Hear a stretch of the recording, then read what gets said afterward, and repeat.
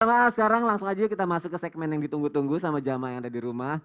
Yuk siap-siap, kita masuk ke segmen Tanya Dong Ustadz. Kami semua tanya dong Ustadz. Alhamdulillahirrabbilalamin, udah banyak loh ternyata jamaah yang berpartisipasi nih mengirimkan pertanyaan ke media sosial kita nih. Ini media sosial Instagram Islam itu Indah, aku buka ya, ada video aku sama Ustadz Bani ini, Masya Allah, hijau-hijau ya Ustadz ya. Tuh, kita lihat komennya. Oh ini dulu deh yang pertama. Aku baca ini jamaah yang ada di rumah. Ini ada pertanyaan dari Ririn_1. Hai Ririn, aku bacain pertanyaannya ya. Bismillah, Assalamualaikum warahmatullahi wabarakatuh. Izin mau bertanya Ustadz, bacaan atau zikir apa yang harus diamalkan setelah melaksanakan sholat tobat? Dan apakah jika kita diberi nikmat sakit itu tandanya Allah Subhanahu wa Ta'ala sedang menguji kita untuk mengangkat derajat kita? Dan bagaimana jika setelah sembuh dari sakit malah menjadi lalai dalam sholat? Mohon jawabannya Ustadz, jazakumullah khairan kasiron. Ustadz Maulana mohon dijawab Ustadz. Mbak Ririn ada 3 pertanyaan ya. Yang pertama gimana nih? Ketika orang dalam artian istighfar apa yang harus dibaca setelah salat sunat tobat? Ya astagfirullahaladzim. Sekali lagi astagfirullahaladzim. Singkat. Dan itu bisa dibaca sampai 100 kali ya. Tapi diawali dengan la ilaha illallah dan salawat kemudian ditutup istighfar. Jadi kita kepada Allah la ilaha illallah, kemudian salawat, kemudian ditutup dengan istighfar. Kemudian perihal tentang orang yang sakit. Bagaimana ini orang sakit? Orang sakit itu diangkat apalagi kekuatannya, diambil kekuatannya, lemas, kemudian diambil apalagi semangat makannya, dan yang ketiga diambil dosanya, terangkat dosanya. Jadi orang sakit itu 3 yang terangkat, ke selera makannya, semangatnya, dosanya. Tapi ketika dia sembuh dikembalikan semangatnya, dikembalikan selera makannya, tapi dosanya sudah terhapus. Baik, dan kalaupun terjadi dosa lagi setelah dia sudah sembuh dari penyakit, berarti belum dapat taufik dari Allah. Masya Allah, semoga terjawab ya jamaah yang ada di rumah ya. Aku lanjutin lagi nih pertanyaan selanjutnya. Tunggu ya, aku buka lagi dulu. Aduh, oke.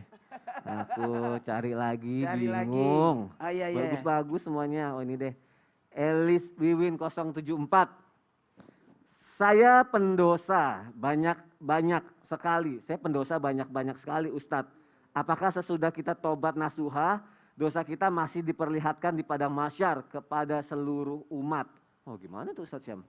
Oh, jadi bukan kita tuh bertaubat kepada Allah, bukan hanya meminta Allah menghapus, tapi juga kita meminta Allah Subhanahu wa Ta'ala menutupi aib kita. Bukan hanya di dunia tapi nanti di hari kiamat. Salah satu bentuk taubatnya Mbak yang bertanya tadi atau saudara kami yang bertanya tadi adalah karena takut akan hari kiamat di mana semuanya akan dimintai pertanggungjawaban. Itu akan nanti ada layar lebar di sana.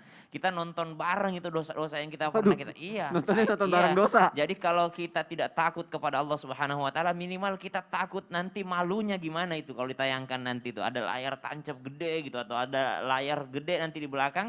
Kita akan menonton bersama-sama apa yang kita pernah lakukan di dunia. Maka subhanallah kita minta kepada Allah Subhanahu wa Ta'ala untuk menghapuskan dosa kita. Artinya kita tidak ada lagi nanti kesalahan yang akan diperlihatkan. Dalam Al-Quran juga disebutkan bahwasanya ulaika yubaddilullahu sayyiatihim hasanat. Ada orang-orang yang berdosa di dunia, tapi ketika nanti dilihat kok berubah jadi pahala semua, jadi amal baik semua. Kenapa? Ternyata Allah telah mengkonversi dosanya menjadi kebaikan-kebaikan. Maka subhanallah kita berharap Allah bukan hanya menghapus dosa kita, tapi Allah mengganti dosa itu, kesalahan itu, kelakuan buruk itu menjadi kelakuan baik. Masya Allah, semoga terjawab ya pertanyaan dari jamaah yang ada di rumah. Terima kasih Ustadz Syam, terima kasih Ustadz Maulana. Jamaah kita masih akan menjawab pertanyaan tapi nanti, jadi jangan kemana-mana. Saya kalau sampai ketinggalan nih jamaah yang ada di rumah nih. Sekarang aku mau nanya lagi sedikit sama Ustadz Bani nih, ini bagus banget nih. Bagaimana Ustadz tata cara sholat tobat? Ada bacaan khususnya apa enggak? Terus waktunya yang baik itu kapan? Karena kan kita sedang membahas mengenai tobat nih Ustadz.